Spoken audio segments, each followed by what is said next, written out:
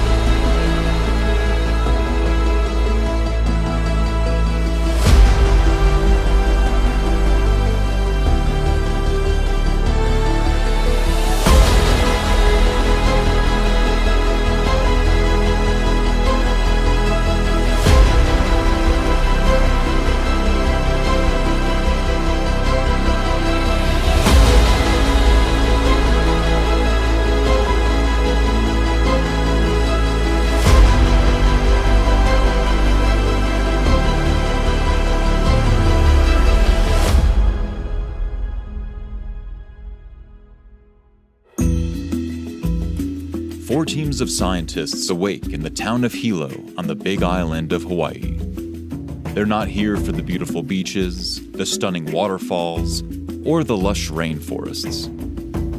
These astrobiologists are journeying to the volcano known as Mauna Loa to investigate lava tubes, caves formed by molten lava of past eruptions, to test a suite of instruments for future missions to Mars. After arriving near the summit, the team set out on foot across the barren lava fields towards their field site.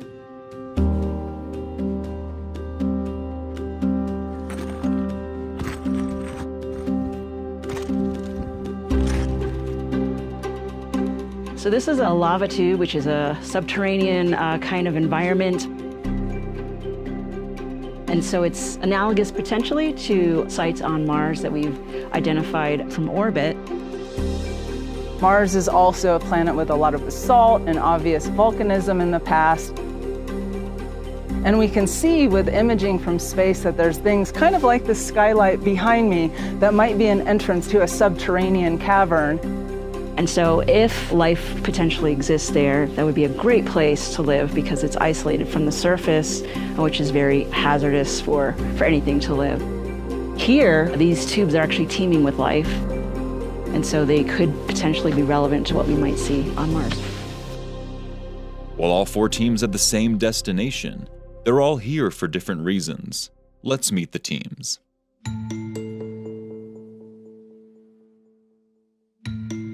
My name is Dina Bauer. I am a research scientist at the University of Maryland and NASA Goddard Space Flight Center. So our role is to look at the relationships between microbes and minerals, to understand better what signatures are left behind by the microbes and the minerals, because on other planets we're more likely to see minerals as opposed to actual living microbes. I'm Heather Graham from NASA Goddard Space Flight Center. We're actually trying to look for life by the geology itself. We're looking for mineralogical complexity on surfaces. We're also looking at elemental abundances, just the patterns and distributions of elements on those surfaces. And we're trying to use those two pieces of data to build up an energy landscape. So by looking at those minerals and those elements, we can calculate how much energy would be available for certain kinds of metabolism that microbes in these caves might use. Over long periods of time, microbial life leaves a chemical footprint in the rocks. While it's unlikely that modern Mars has living microbes today, future missions can seek out these footprints to determine if there once was Martian life.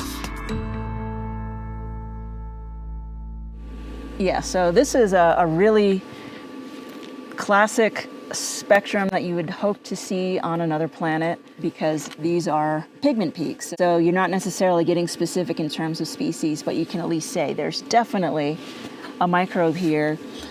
So we're doing a suite of measurements, a combination of what a rover would be doing and return sample analysis. Very quickly, Raman spectroscopy is a vibrational spectroscopy technique. Basically, you're firing a laser at your target, and that excites the bonds. Each mineral has its own signature because when the light hits those bonds, they excite differently and produce a spectrum. And so I use that spectra that I collect to tell me what minerals are there as well as what organics are there. So when we find them together, it kind of helps us understand their relationships. If the microbes are actually part of the precipitation of those minerals, we can infer that from looking at the Raman data. And on the flip side, if the minerals were there first and we do see signatures of the microbes, we might say that maybe those microbes are taking advantage of the elements and the energy present in those minerals. Oh, okay, look at that. Got me some cave water. Got me some cave juice. Hey, Dina, I found water. Yeah, I'm getting your drips. We take all of these data that we're doing with field instruments and we're mapping this in a co-registered landscape of the surface. So I hate to admit that I actually learned about this technique by watching an archaeology television show, but this is a common technique that people do in caves so that they can have these co-registered maps of all of their different data types that they take for their measurements. And we're doing the same thing here. One, so that guy right there. And we have all of that information for all of those grids in the same place. Then we take that rock, we know each of those grid sections and all of that information about it.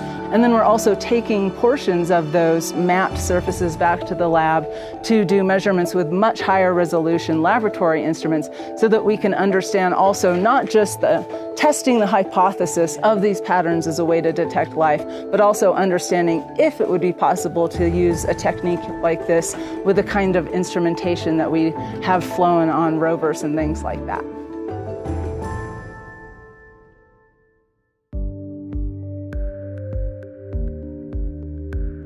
I'm Dr. Allie Fox. I consider myself the anti-astrobiologist because I'm looking for biological patterns that are being produced by abiotic chemistry. The thing that keeps me up at night, my 3 a.m. wake-up thought, is that abiotic chemistry, so no life involved at all, can look a lot like biotic chemistry. And so when we're sending these rovers or these probes to these other planets and we have limited field instruments that we can use in those environments, we need to be really careful on how we can distinguish biosignatures. So a lot of the work that I do is trying to understand how abiotic chemistry can mimic those types of patterns. Okay, so I'm going to be going right there. That's little.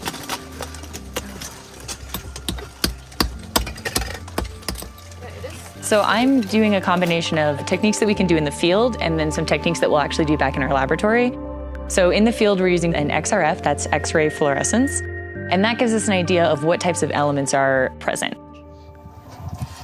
So now it's switching to another beam that can actually see other types of elements, so it's adding a bunch in.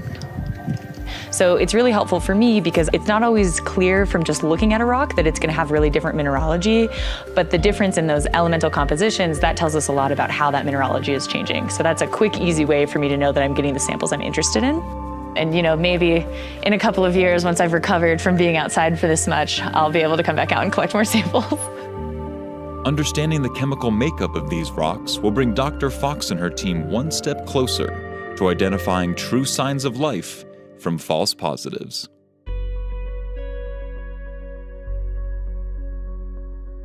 My name is Bethany Teeling. I am a planetary research scientist at NASA's Goddard Space Flight Center. We are trying a technique that has been often considered but not explored as much. Can we identify life using the gases that we collect from the environment? Basically, all life breathes, and life gives a particular signature of CO2 versus geological processes. So we can come down here and we can make a bunch of measurements of the ambient area and back in little crevices and get an idea whether there is life in the crevices or whether this is just ambient CO2. One of the things we recognize is that it's a lot easier to sample gases. I mean, if you think about it, if you have to take one of these rocks around here, you have to crush it up and probably put it in acid and do a lot of stuff, a lot of chemistry before you can actually analyze it. With the gas, you can send it directly into an instrument and get hopefully some results. So we're trying something new here, and we're trying to figure out if you can use the isotopes of carbon dioxide and methane to see if we can identify the life that we know is already here.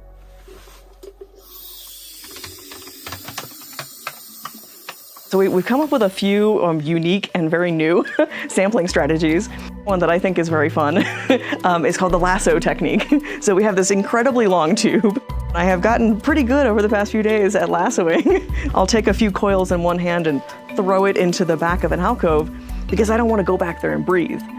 So this is one technique where I can stay back, turn my head, and just throw it into the darkness. Oh my God, I'm actually getting pretty good at this. We also have a simple ambient measurement, so we can just pull from the air right next to us, and that gives us a sense of what it looks like with all of our team here and how that could affect everything. So we were fortunate enough to get in here before any of the other teams, and so we were able to sample hopefully very quickly in order to get the sense of what it looks like is a more pristine environment, or at least constrained with just my colleague Jennifer and I, yeah. My name is Dr. Stephen Scheidt. I'm an associate research scientist at Howard University. I'm working with NASA Goddard Space Flight Center. One of the things we're trying to do here is not just understand this lava tube. We're not just trying to understand the minerals, the life, or the geology. We're trying to understand the whole system. What we've done is we sort of started from the top and worked our way down. We took unmanned aerial vehicles, we've mapped the surface, and we've come inside the tube and we've mapped with LiDAR. And now we have a physical model of outside and inside. That's a really cool way of combining data to understand a system. Do 18 around to here. Yeah, we're gonna start here. My name's Zach Morse. I'm a postdoctoral research scientist at Howard University and NASA Goddard Space Flight Center. So we're mapping the interior of the tube using a specialized camera that collects long exposure shots of the interior of the cave while it's illuminated in UV light. Once we find a site, we set up a tripod, and we have a special device that allows us to rotate the camera at known set angles. And the geometry is set up so that when we take these pictures, that they will stitch into a perfect photosphere, where you have an environment where you can virtually stand and rotate your environment around. So in that process, Zach first collects the LiDAR from that point. We have a quick mount that detaches. We put on a lighting system that shines white light and has the camera. And then after we do that photosphere, we take that LED panel off and we add this UV system. And this helps us identify minerals or some biology that might fluoresce in UV that is hard to see with the naked eye. And our end goal is to create a full map of the tube that can also be viewed in augmented reality, so you can walk through the tube and see that data in situ as if it was projected on the walls with our light. One of the things that's really cool about this is once we have this full model of the tube, we can add digital assets anywhere in the tube. So if another team has collected samples or collected data in a location, we can add a virtual field flag. So we don't have to leave any physical markers in the tube. We can come back next year, and as long as the morphology is still the same, hold up the tablet and see exactly where samples were collected, where data was collected, and help guide future expeditions to this location. Building this full virtual system will take time, but even the raw data was already paying off in collaboration with other teams. It's interesting because we weren't entirely sure how those collaborations were going to happen before we came. There's someone who's looking for ATP, which is a tracer for biological material, and we were able to hand her an image that she could put on the iPad on her arm. It was so close to AR, augmented reality, that she could look at the colors, zoom in and look at features on the scale of millimeters to be able to tell whether or not she wanted to sample them or not. I can find it, yeah. So this is the only one that I can actually see, but only after you guys your technology pointed it out. So on this screen, here's this green, bright green areas, these two. Yeah. So they're right here and right here. Yeah. I'm gonna concentrate right in the middle here. So they were able to target specific colors in the UV, get different swabs, and measure the amount of biological activity on different colors that showed up that are visible in UV, but you wouldn't see with the naked eye. It was a really great moment for all of us.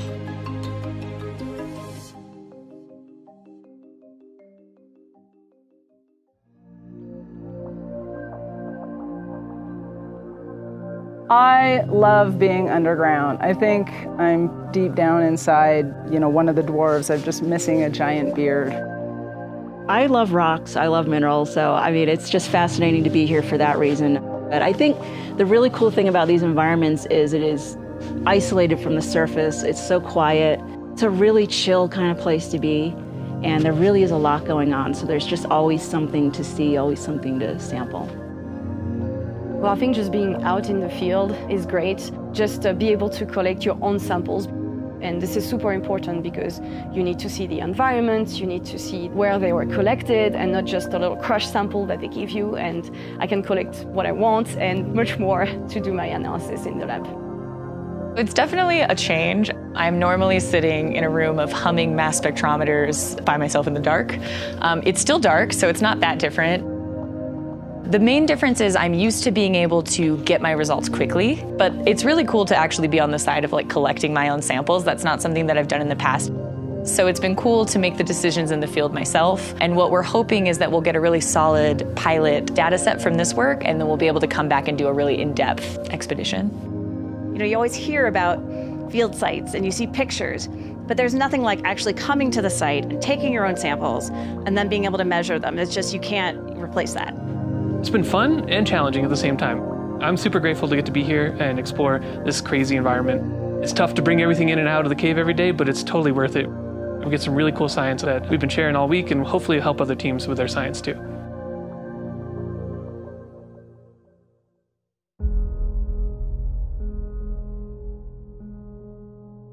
It's a reasonable analog for Mars because if you're looking all around you, this is all made out of basalt. This is all volcanic rock.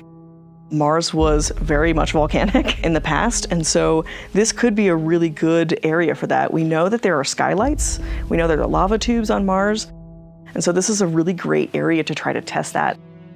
When we think about geologic timescales, so like hundreds of millions of years, that's a long time for an organic molecule to survive. And for the most part, how they do it is by interacting with mineral surfaces. And some minerals, especially clay minerals, make a much better home for organic material, and it can protect them from a lot of different things. We've also done experiments in the lab that shows us it can also protect them from radiation, which is a big problem on a place like Mars. So for a long time, we used to think about follow the water, because we have this understanding that most life is probably going to need water. It certainly does here. And so we thought that if we just follow the water, that's the most likely place to look for life or look for habitable places. But really, we're coming to this understanding that there's really a need to understand energy potential. Are there the kinds of materials in there that would provide nutrients and energy sources for microbiology? So I think there should be a lot more work done, and hopefully a lot of sharing of data so we can have a really solid data set. So like when we do land on Mars eventually, we'll have a wealth of information to work with. These kind of instruments that we're using here in the field are what we call high heritage, which just means we've had a lot of practice building them and sending them places and making measurements on other planets with them. We're trying to find new ways, new strategies of looking for interesting information with just that kind of data. We could use the similar instruments, say on Perseverance rover, in a place like this. We might be able to use those same patterns and those same tools and techniques to identify the presence of life, past or present, on another world. As NASA looks towards a future where human astronauts land on the surface of Mars, difficult environments like these Hawaiian lava tubes will be prime candidates for human exploration. And the data collected from expeditions like this on Earth may one day lead to a discovery of past life on the red planet, Mars.